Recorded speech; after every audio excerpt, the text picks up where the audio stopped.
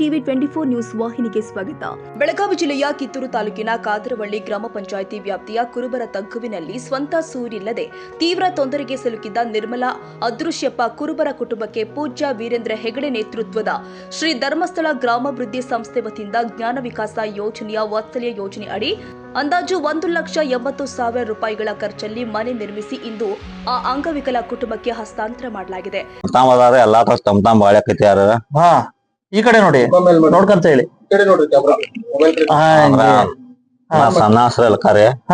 ಅಲ್ಲಿ ನೋಡಿ ಮುಂದೆ ಕಡೆ ಕ್ಯಾಮ್ರಾ ಲಕೋಡ ಅಂದ್ರ ಅವ್ರ ಅಣ್ಣ ನೋಡ್ಕೊಂಡ್ ಬಂದ್ರಿ. ನಿಮ್ ಮದ್ವೆ ಆಗಿಲ್ಲ? ಇಲ್ಲ ಸರ್, ಲವ್ ಮ್ಯಾರೇಜ್ ಸರ್. ಅದು ಲವ್ ಮ್ಯಾರೇಜ್ ಸರ್. ಲವ್ ಮ್ಯಾರೇಜಾ? ಹ್ಮ್ ಸರ್, ರಿಜಿಸ್ಟರ್ ಇದೆ ಸರ್. ಹಾ, ಇವಾಗ ನಿಮ್ ಮಿಸಸ್ ಇದಾರ? ಅದಾರ ಸರ್. ಮನೆ ಯಾವ್ದು? ಮನೆ ಇದೆ ಸರ್. ಇದು ನಿಮ್ ಸ್ವಂತ ಆಸ್ತಿನಾ? ಈ ಸ್ವಂತ ಅಷ್ಟೇ ಸರ್. ಮನಿ ನಾಮ್ದಲ್ಲ ಸರ್, ಸ್ವಂತ ರೀ. ಹಾ, ನಮ್ಮ ಅಣ್ಣ ದನ ಕಟಾಕ್ ಮಾಡಿದ್ರಿ. ಓಕೆ. ನಿಮ್ ಜಮೀನ್ ಇಲ್ಲ? ಐದ್ ಸರ್, ಅರ್ಧ ಎಕರೆ. ಹಾ, ಅದನ್ನ ಬಡ್ಡೆ ಹಾಕಿರಿ ಸರ್. ಹೌದಾ? ಹಾ ಹಾ. ಈಗ ಹೇಳಿ, ಈ ಧರ್ಮಸ್ಥಳ ಸಂಘ ಅಂತಕ್ಕಂಥದ್ದು ಯಾವ ರೀತಿ ಆಶ್ರಯ ಆಯ್ತು ನಿಮ್ಗೆ? ಸರ್, ಅದ್ರಿಂದ ಬಾಳ್ ಪುಣ್ಯ ಉಂಡ ಸರ್. ಹಾ, ಅದರಿಂದ ಬಾಳ್ ಪುಣ್ಯ. ಆ ಕಡೆ ನೋಡಿ. ಹಾ, ಯಾವ ರೀತಿ ಪುಣ್ಯ? ಏನೇನಾಯ್ತು? ಲೋನ್ ತಕೊಂಡಿ ಸರ್. ಹಾ, 55,000 ಸರ್. ಹಾ, ಅದು ತುಂಬಾಕ್ ನಾನು ಇಲ್ಲ ಸರ್, ತೊಡೆ ತುಂಬಿನ್ರ. ಹಾ, ಒಟ್ ಹಂಗಾಟ್ ಮಾಡ್ಕೊಂಡ್ ಇನ್ನ 35,000 ಮಾತು ಸರ್. ಹಾ, ಮತ್ ಮಾಸೇಶನ್ನಾರ ಹಾ, ಪಗಾರ ಮಾಡಿಸ್ಕೊಟ್ರಿ ಸರ್. ಹಾ, ಆ ಪಗಾರ ಅಂತ ಮತ್ 35,000 ರೂಪಾಯಿ ಸರ್. ಹಾ, ತಿಂಗಳ ಆಯ್ತ್ರಿ. ಅರ್ಧ ಕಟ್ಟ ಮನಿ ಕೊಟ್ರಿ ಸರ್. ಈಗ ಎಲ್ಲಾ ಇದಕ್ಕೆ ಎಷ್ಟು ಖರ್ಚಾಯ್ತು? ಎಲ್ಲಾ ಇವ್ರೇ ಧರ್ಮಸ್ಥಳ ಸಂಘದವರೇ ಕಟ್ಕೋಬಹುದು? ಎಲ್ಲ ಅವ್ರ ಕಡೆ ಸರ್. ಹೌದಾ? ಹಾ ಹಾ ಹಾ. ಇಲ್ಲ ಸರ್, ನಮ್ ಕಡೆಯಿಂದ ಪಾಪ ಒಂದ್ ಫುಲ್ ಕಿಡಿಸಿ ತೆಗಿಸಿಟ್ಟಾರ ಸರ್. ಅದ್ರಾಗ ಅವರೇ ಕಟ್ಕೊಟ್ರು ಅವ್ರ ಸರ್. ಹೌದಾ? ಹ್ಮ್. ಯಾವ ರೀತಿ ಏನ್ ಅನ್ಸ್ತದೆ ಇದ್ರ ಬಗ್ಗೆ ಎಕ್ಸ್ಪೀರಿಯನ್ಸ್? ಯಾರು ಅಣ್ಣ ತಮ್ದಿರಾಗ್ಲಿಲ್ಲ, ಯಾರು ಆಗ್ಲಿಲ್ಲ ಅಂತದ್ರಲ್ಲಿ ಒಂದು ಧರ್ಮಸ್ಥಳ ಸಂಘ ನಿಮ್ ಸಹಾಯಕ್ಕೆ ಬಂದಿದೆ, ನಿಮ್ ನೆರವಿಗೆ. ದೇವರ ಬಂದಿದ ಅಂತ ತಿಳ್ಕೊಂಬಿಡಿ ಸರ್. ಹೌದಾ? ನಿಮ್ ಮಕ್ಳಿದಾರ? ಅದ ಸರ್. ಎಲ್ಲಿದಾರೆ? ಈಕೆ ಸರ್, ದೊಡ್ಡ ಮಗಳ್ರಿ. ಬಾ ನಮಿಲ್ ಏನಾದ್ರ ಬಾ. ಓಕೆ. ಈಗ ಮನೆ ಇರ್ಲಿಲ್ಲ, ಯಾರ್ ಮನೆ ಕಟ್ಕೊಟ್ರು? ಧರ್ಮಸ್ಥಳ ಸಂಘ. ಯಾವಾಗಿಂದ ಸ್ಟಾರ್ಟ್ ಮಾಡಿದ್ರು ಮನೆ? 1-2 ತಿಂಗಳಾಯ್ತು. ಹೌದಾ? 2 ತಿಂಗಳಾಯ್ತು. ಫುಲ್ ಎಲ್ಲ ಅವರೇ ಖರ್ಚು ಮಾಡಿದ್ರಾ? ಹೌದಾ? ಹಾ ಹಾ ಹಾ ಹಾ. ಮತ್ತೆ ಏನಾರು ಅವ್ರಿಗೇನಾರು ಧನ್ಯವಾದ ಹೇಳ್ತೀರಾ? ಹಾ, ಏನೇನ್ ಮಾಡ್ಕೊಟ್ರಿ ಹೇಳ್ರಲ್ಲ. ಆ ಕಡೆ ನೋಡಿ. ಮಾಸಾಸನ ನಾನು ನೀಡ್ತಾ ಇದ್ರು. ಈಗ ಹೇಳ್ತಾರೆ. ಹಾ, ಈ ತರ ವೀಲ್ ಚೇರ್ ಅನ್ನ ವಿತರಣೆ ಮಾಡಿದ್ರು. ವೀಲ್ ವಿತರಣೆ ಮಾಡಿದ್ರು.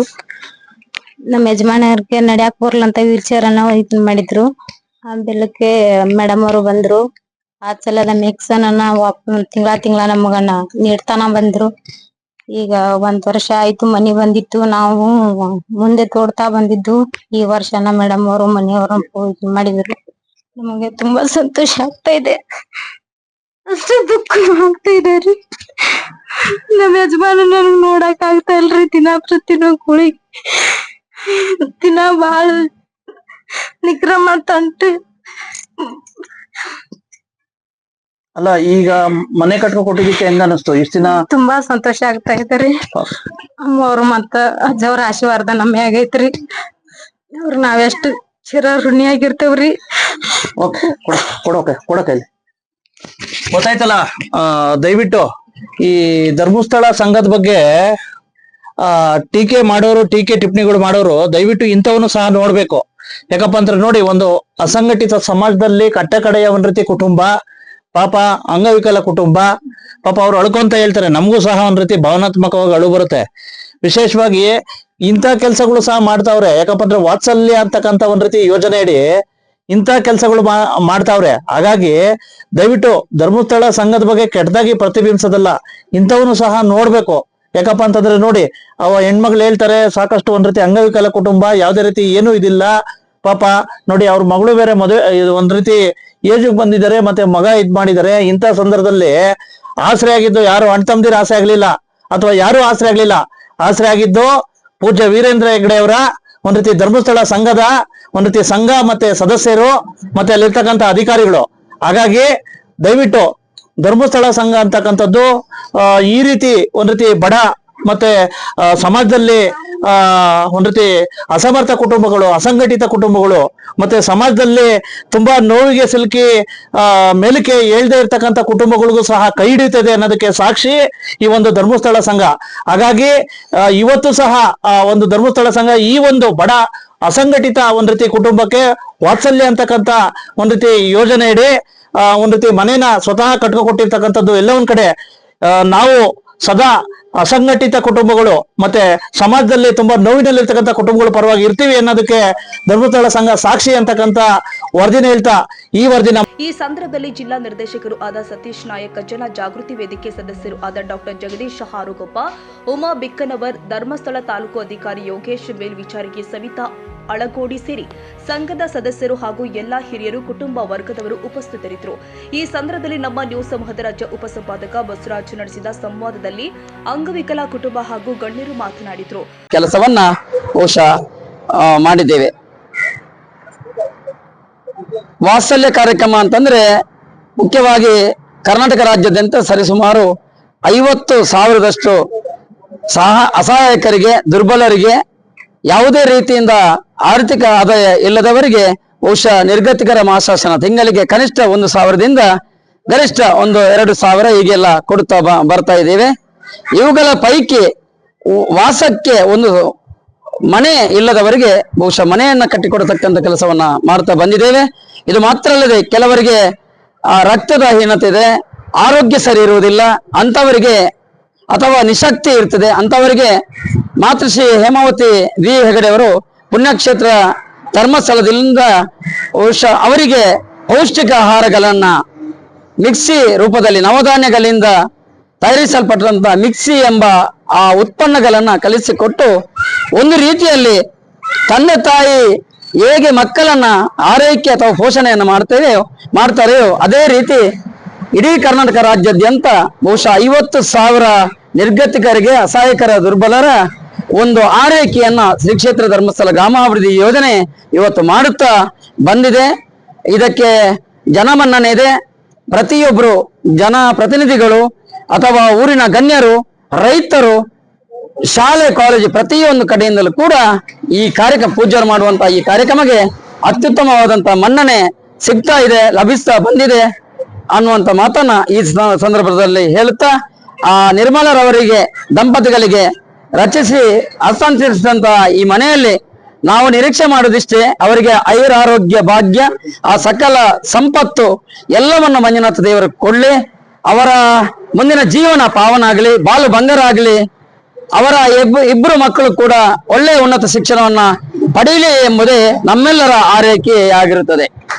ಹೇಳ್ತಾರೆ ದೇವರು ಎಲ್ಲ ಕಡೆ ಇರ್ಲಿಕ್ಕೆ ಸಾಧ್ಯ ಇಲ್ಲ ಅಂತೆ, ಅದಕ್ಕೆ ತಾಯಿಯನ್ನ ಸೃಷ್ಟಿ ಮಾಡಿದಂತೆ. ಇವತ್ತು ನಿರ್ಮಲಾ ಅದ್ರೇಶ್ ಕುರುಬರ್ ಇವು ದಂಪತಿಗಳಿಗೆ ಧರ್ಮಸ್ಥಳ ಸಂಘ ಏನದ ತಾಯಿ ರೂಪದಲ್ಲಿ ವಾತ್ಸಲ್ಯವನ್ನ ತೋರಿಸಿ ವಾತ್ಸಲ್ಯ ಮನೆಯನ್ನ ಕಟ್ಟಿಕೊಟ್ಟಿದ್ದಾರೆ. ಹೀಗಾಗಿ ನಿಜವಾಗಿ ಧರ್ಮಸ್ಥಳ ಗ್ರಾಮಾಭಿವೃದ್ಧಿ ಸಂಘ ಏನು ಈ ಒಂದು ಸಮಾಜಕ್ಕೆ, ನಿರ್ಗತಿಕರಿಗೆ, ಅಸಹಾಯಕರಿಗೆ ತಾಯಿ ರೂಪದಲ್ಲಿ, ತಾಯಿ ನಿಜವಾಗಿಯೂ ಕೂಡ ದುರ್ಬಲ ಮಗುವಿಗೆ ಹೆಚ್ಚು ಒತ್ತು ಕೊಡ್ತಾಳೆ. ಯಾವ್ದಾದ್ರು ಮಗು 3 ಜನ 4 ಜನ ಇರ್ಬೋದು, ಅದರಲ್ಲಿ ಯಾರು ಅತಿ ವೀಕ್ ಇರ್ತಾನಲ್ಲ ಅವನಿಗೆ ಹೆಚ್ಚು ಪ್ರೀತಿಯನ್ನು ಕೊಡ್ತಾಳೆ. ಅದೇ ರೀತಿ ಇಲ್ಲಿ ಧರ್ಮಸ್ಥಳ ಗ್ರಾಮೀಣಾಭಿವೃದ್ಧಿ ಸಂಘದವರು ಕೂಡ ಈ ವಾತ್ಸಲ್ಯ ಮನೆಯನ್ನ ಸುಮಾರು ರಾಜ್ಯಾದ್ಯಂತ 50,000ಕ್ಕಿಂತ ಹೆಚ್ಚು ಮನೆಗಳನ್ನ ಕಲ್ಪಿಸಿಕೊಡ್ತಾರೆ. ಇವತ್ತು ಕಾದ್ರಳ್ಳಿ ಗ್ರಾಮದ ಈ ಕುರುಬರ ತಗ್ಗಿನಲ್ಲಿನೂ ಕೂಡ ಇವತ್ತು ಅತಿ ಸುಂದರವಾದಂತ ಮನೆಯನ್ನ, ಏನ್ ಬೇಕಲ್ಲಿ ಟಾಯ್ಲೆಟ್ ಇದೆ, ಕಿಚನ್ ಇದೆ, ಮಡಿಕೊಳ್ಳಿಕ್ಕೆ ರೂಮ್ ಇದೆ, ಇದನ್ನ ಅಚ್ಚುಕಟ್ಟಾಗಿ ಮಾಡಿಕೊಟ್ಟಂತಹ ಈ ಎಲ್ಲಾ ಸಂಘದ ಮೇಲ್ವಿಚಾರಕರಿಗೂ, ಈ ಒಂದು ಯೋಜನೆಯನ್ನ ರೂಪಿಸಿದಂತ ಮಹನೀಯರಿಗೂ ಎಲ್ಲರಿಗೂ ಕೂಡ ನಾನು ನಮಸ್ಕಾರನ ತಿಳಿಸ್ತಾ ಇದ್ದೀನಿ. ಶ್ರೀ ಧರ್ಮಸ್ಥಳದ ಮಂಜುನಾಥ ಸ್ವಾಮಿಗೆ ನಾವು ವಂದಿಸುತ್ತಾ, ಇವತ್ತಿನ ದಿವಸ ಅಂಬಡಗಟ್ಟಿಯಲ್ಲಿ ನಿರ್ಮಲಾ ಕುರುಬರ ಇವರಿಗೆ ವಾತ್ಸಲ್ಯ ಯೋಜನೆ ಅಡಿಯಲ್ಲಿ ಶ್ರೀ ಕ್ಷೇತ್ರ ಧರ್ಮಸ್ಥಳದ ವತಿಯಿಂದ ವಾತ್ಸಲ್ಯ ಮನೆಯನ್ನು ಉದ್ಘಾಟನೆ ಮಾಡಿ ಹಸ್ತಾಂತರ ಸಮಾರಂಭ ಹಮ್ಮಿಕೊಳ್ಳಲಾಗಿದೆ. ಇವತ್ತಿನ ದಿವಸ ತಾವೆಲ್ಲ ನೋಡಬಹುದು, ಸಮಾಜದಲ್ಲಿ ಮಕ್ಕಳು ವೃದ್ಧ ತಂದೆ ತಾಯಿಗಳನ್ನು ನೋಡಿಕೊಳ್ಳದೆ ವೃದ್ಧಾಶ್ರಮಕ್ಕೆ ಬಿಡುವಂತ ಇವು ಪ್ರಸಂಗಗಳು ಬರ್ತಾ ಇದ್ದೇವೆ. ಆದರೆ ಅಂಥದ್ರಲ್ಲಿ ವಿಶೇಷವಾಗಿ ನಿರ್ಗತಿಕರಾದಂತ ನಿರಾಧಾರದ ವ್ಯಕ್ತಿಗಳಿಗೆ ಅವರ ಇಳಿ ವಯಸ್ಸಿನಲ್ಲಿ ನೆಮ್ಮದಿಯ ಜೀವನವನ್ನು ನಡೆಸಿಕೊಡಲಿಕ್ಕೆ ಶ್ರೀ ಕ್ಷೇತ್ರ ಧರ್ಮಸ್ಥಳ ವತಿಯಿಂದ ಹಾಗೂ ಡಾಕ್ಟರ್ ಹೇಮಾವತಿ ಅಮ್ಮನವರ ಒಂದು ಕನಸಿನ ಕೂಸಾದ ಜ್ಞಾನ ವಿಕಾಸ ಯೋಜನೆಯಡಿಯಲ್ಲಿ ವಾತ್ಸಲ್ಯ ಎನ್ನುವ ಯೋಜನೆ ಕೆಳಗಡೆ ಇವತ್ತಿನ ದಿವಸ ಕರ್ನಾಟಕದಾದ್ಯಂತ ಸುಮಾರು 1,000 ಈ ಒಂದು ವರ್ಷದಲ್ಲಿ 2024-25 ಆರ್ಥಿಕ ವರ್ಷದಲ್ಲಿ ಸುಮಾರು 1,000 ಮನೆಗಳನ್ನು ಈಗಾಗಲೇ ಹಸ್ತಾಂತರ ಮಾಡಲಾಗಿದೆ. ಇವತ್ತು ಹಣಕಾಸಿನ ವರ್ಷದ ಕೊನೆಯ ದಿನವಾದ್ದರಿಂದ ಇದೇ ನಮ್ಮ ಮನೆ ಹಸ್ತಾಂತರ 1,000 ಮನೆ ಕರ್ನಾಟಕದ ಆಗಿದೆ ಅಂತ ಹೇಳಿಕೊಳ್ಳಿಕ್ಕೆ ನನಗೆ ಹೆಮ್ಮೆ ಪಡ್ತಾ ಇದ್ದೀನಿ. ಆ ದಂಪತಿಗಳಿಗೆ ದೇವರು ಮಂಜುನಾಥ ಸ್ವಾಮಿ ಆಯುರಾರೋಗ್ಯ ಐಶ್ವರ್ಯ ಭಾಗ್ಯವನ್ನು ಕೊಟ್ಟು ಕಾಪಾಡಲಿ ಅಂತ ಹೇಳಿ ನಾನು ಇಷ್ಟೇ ಪ್ರಾರ್ಥನೆ ಮಾಡಿ. ಇವತ್ತು ವಾತ್ಸಲ್ಯ ಯೋಜನೆ ಅಡಿಯಲ್ಲಿ ಧರ್ಮಾಧಿಕಾರಿಯಾದಂಥ ಹೆಗಡೆಯವರು, ವೀರೇಂದ್ರ ಹೆಗಡೆಯವರು ಅತಿ ಕಡುಬಡವರಿಗೆ, ನಿರ್ಗತಿಕರಿಗೆ ಸೂರನ್ನ ಕಲ್ಪಿಸಿಕೊಡುವಂತ ಒಂದು ಕಾರ್ಯಕ್ರಮವನ್ನು ಹಮ್ಮಿಕೊಳ್ಳಲಾಗಿದೆ. ಈ ಹಿಂದ್ಗಡೆ ಕಾಣುವಂತ ಮನೆಯನ್ನ 1,80,000 ರೂಪಾಯಿಗಳನ್ನು ಖರ್ಚು ಮಾಡಿ ಅತಿ ಬಡವರಾದಂಥ ಮತ್ತು ಅಂಗಾಂಗ ವೈಫಲ್ಯ ಇರುವಂತ ಕುರುಬರ ಫ್ಯಾಮಿಲಿಯವರಿಗೆ ಈ ದಿನ ಕೊಡುವಂತ ಕಾರ್ಯಕ್ರಮವನ್ನು ಹಮ್ಮಿಕೊಂಡಿದ್ದಾರೆ. ಇದು ಅತಿ ಸಂತೋಷದ ವಿಷಯ. ಒಂದೊಂದ್ಸಲ ಅವರ ಪರಿಸ್ಥಿತಿ ನೋಡಿದ್ರೆ ಕಣ್ಣಲ್ಲಿ ನೀರು ಸಹ ಬರ್ತಾ ಇದೆ. ನಾನು ಅವ್ರಿಗೆ ಯಾವ ರೀತಿ ಜೀವನ ಮಾಡ್ತಾ ಇದ್ದಾರೆ, ಈ ಮನೆ ಮುಂದ್ಗಡೆ ಹಳೆ ಮನೆ ಇದೆ, ಅಲ್ಲಿ ನಾವು ಹೋಗಿ ನೋಡಿ ಬಂದಿವಿ. ಅವರ ಪರಿಸ್ಥಿತಿ ಏನಿತ್ತು ಅನ್ನುವಂಥದ್ದು ನೋಡಿದ್ರೆ ಕರಳ ಹಿಂಡಿ ಬರ್ತದ. ಅಂಥವರಿಗೆ ಧರ್ಮಸ್ಥಳ ಧರ್ಮಾಧಿಕಾರಿಗಳು ಇಂತಹ ಕಾರ್ಯಕ್ರಮವನ್ನು ಮಾಡ್ತಾ ಇದ್ದಾರೆ. ಆದ್ರಿಂದ ಅವರಿಗೆ ಇನ್ನೂ ಹೆಚ್ಚಿನ ಆಯುರಾರೋಗ್ಯ ಕೊಟ್ಟು ಇನ್ನು ಈ ಸರ್ಕಾರದ ಸರಿಸಮನಾಗಿ ಏನು ಬಡವರಿಗೆ ಅಥವಾ ನಿರ್ಗತಿಕರಿಗೆ ಸಹಾಯ ಮಾಡ್ತಾ ಇದ್ದಾನೆ, ಇನ್ನು ಹೆಚ್ಚಿನ ಒಂದು ಅವರಿಗೆ ಶಕ್ತಿಯನ್ನ ಭಗವಂತ ಧರ್ಮಸ್ಥಳ ಮಂಜುನಾಥ ನೀಡಲಿ ಅಂತ ಹೇಳಿ ಈ ಶುಭ ಸಮುದ್ರದಲ್ಲಿ ನಾನು ಹಾರೈಸ್ತೀನಿ. ಮಂಜುನಾಥ ನಮ್ಮ ಕ್ಷೇತ್ರದ ಸ್ವಾಮಿಯನ್ನು ಪ್ರಾರ್ಥಿಸುತ್ತಾ, ಪೂಜ್ಯರ ಆಶೀರ್ವಾದ ಬೇಡುತ್ತಾ, ಮತ್ತು ಶ್ರೀ ಅಮ್ಮನ ಆಶೀರ್ವಾದವನ್ನು ಬೇಡುತ್ತಾ, ಇವತ್ತು ನಾವು ಈ ಸಂಸ್ಥೆಯಲ್ಲಿ ಒಂದು ಸೇವಕರಾಗಿ ಬಂದು ಇವತ್ತು ಈ ಬಡ ಜನರ ಸೇವೆ ಮಾಡಲಿಕ್ಕೆ ಅವಕಾಶ ಮಾಡಿದಂತ ಪೂಜ್ಯರಿಗೆ ಹಾಗೂ ಅಮ್ಮನಿಗೆ ನಾವು ಎಷ್ಟು ಋಣ ಹೇಳಿದ್ರು ಸಾಲದು. ಇವತ್ತು ನಮ್ಮ ಕಿತ್ತೂರು ತಾಲೂಕಿನಲ್ಲಿ ಸುಮಾರು 90 ಜನರಿಗೆ ಪ್ರತಿ ತಿಂಗಳು ಕ್ಷೇತ್ರದ ವತಿಯಿಂದ 1,000 ಹಾಗೆ ಮಾಸಾಸನವನ್ನು ನಾವು ತಲುಪಿಸ್ತಿದ್ದೇವೆ. ಹಾಗೆಯೇ ನಮ್ಮ ಕಿತ್ತೂರು ತಾಲೂಕಿನಲ್ಲಿ ಈ ಆರ್ಥಿಕ ವರ್ಷದಲ್ಲಿ ಒಟ್ಟು 4 ವಾತ್ಸಲ್ಯ ಮನೆಗಳನ್ನು ಅಮ್ಮನ ವಾತ್ಸಲ್ಯದ ಈ ಕನಸನ್ನು ನನಸು ಮಾಡಲಿಕ್ಕೆ ಮನೆ ನಿರ್ಮಾಣವನ್ನು ಮಾಡಿದ್ದೇವೆ. ಹಾಗೆ ನಾವು ತಾಲೂಕಿನಲ್ಲಿ ಒಟ್ಟು ಇದುವರೆಗೆ 8 ಮನೆಗಳ ನಿರ್ಮಾಣವನ್ನು ಮಾಡಿದ್ದೇವೆ. ಒಟ್ಟಾರೆಯಾಗಿ ಹೇಳೋದಂದ್ರೆ ಇವತ್ತು ಆ ಮಂಜುನಾಥ ಸ್ವಾಮಿಯ ಪ್ರಸಾದ ಇವತ್ತೇನು ನಿರ್ಮಲಾ ಅದೃಶ್ಯಪ್ಪರ ಮನೆಗೆ ತಲುಪಿದೆ, ಅದು ನಿಜವಾಗಿ ಸಂತೋಷದ ವಿಚಾರ. ಹೀಗೇನೆ ನಮ್ಮ ತಾಲೂಕಿನಲ್ಲಿ ಹಾಗೇನೆ ಇಡೀ ನಮ್ಮ ರಾಜ್ಯದಲ್ಲಿ ಪೂಜ್ಯರ ಹಾಗೂ ಸೇವೆ ಹಾಗೂ ಸ್ವಾಮಿಯ ಪ್ರಸಾದ ತಲುಪಲಿ ಅಂತೇಳಿ ನಾನು. ವೀಕ್ಷಕರೇ, ಗೊತ್ತಾಯ್ತಲ್ಲ, ಇವಿಷ್ಟು ಏನಪ್ಪಾ ಅಂತಂದ್ರೆ ಇಲ್ಲಿರ್ತಕ್ಕಂತ ಒಂದ್ ರೀತಿ ಸಾಕಷ್ಟು ಒಂದ್ ರೀತಿ ಧರ್ಮಸ್ಥಳ ಸಂಘ ಅಂದ್ರೆ ಹಾಗೆ ಹೀಗೆ ಅಂತಿರಲ್ಲ, ಸಾಕಷ್ಟು ಈಗ ನೋಡಿ ಯಾರು ಅಸಮರ್ಥಿತರೋ, ಒಂದ್ ರೀತಿ ಸಮಾಜದಲ್ಲಿ ಒಂದ್ ರೀತಿ ಅಸಂಘಟಿತರಾಗಿರ್ತಾರೋ, ಆರ್ಥಿಕವಾಗಿ ದುರ್ಬಲರಾಗಿರ್ತಾರೋ ಅವ್ರನ್ನ ಒಂದ್ ರೀತಿ ಮೇಲೆತ್ತಕ್ಕಂತ ಕೆಲಸ ಒಂದ್ ರೀತಿ ಧರ್ಮಸ್ಥಳ ಸಂಘ ಮಾಡ್ತಾ ಇದೆ. ವಿಶೇಷವಾಗಿ ಪೂಜ್ಯ ವೀರೇಂದ್ರ ಹೆಗ್ಡೆ ಅವರ ಒಂದ್ ರೀತಿ ಇದು ಸಹ ಒಂದ್ ರೀತಿ ವಾತ್ಸಲ್ಯ ಅಂತಕ್ಕಂತ ಏನೋ ಶ್ರೀ ಧರ್ಮಸ್ಥಳ ಗ್ರಾಮಾಭಿವೃದ್ಧಿ ಯೋಜನೆ ಜ್ಞಾನ ವಿಕಾಸ ಕಾರ್ಯಕ್ರಮ ಮಾಡಿ ನಡೀತಾ ಇರ್ತಕ್ಕಂಥದ್ದು ತುಂಬಾ ಆದರ್ಶನೀಯ. ಹಾಗಾಗಿ ದಯವಿಟ್ಟು ಇನ್ನು ಸಾಕಷ್ಟು ಕಡೆ ಈ ರೀತಿ ಆಗ್ಲಿ ಅಂತಕ್ಕಂತ ಮಾತುಗಳನ್ನ ಹೇಳ್ತಾ ಈ ವರದಿನ ಸಮಗ್ರ ವರದಿನ ಮುಕ್ತಾಯ ಮಾಡ್ತಾ ಇದ್ದೀನಿ. ನಮಸ್ಕಾರ, ಥ್ಯಾಂಕ್ ಯು ಬಸವರಾಜ್. ಒಟ್ಟಾರೆ ನೊಂದ ಅಂಗವಿಕಲ ಕುಟುಂಬಕ್ಕೆ ಸೂರು ನಿರ್ಮಿಸಿಕೊಟ್ಟ ಧರ್ಮಸ್ಥಳ ಸಂಘಕ್ಕೆ ಕೃತಜ್ಞತೆಗಳು. ಕನ್ನಡಿಗರ ಮೆಚ್ಚಿನ ನಿಮ್ಮ ಟಿವಿ 24 ಕನ್ನಡ ನ್ಯೂಸ್ ವಾಹಿನಿ ಇದೀಗ ಟಿವಿಯಲ್ಲಿ ಲಭ್ಯ.